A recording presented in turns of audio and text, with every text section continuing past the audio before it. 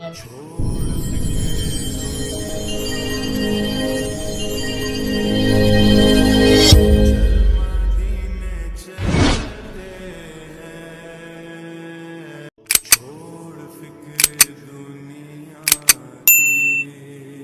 وتر پڑھنے کا طریقہ۔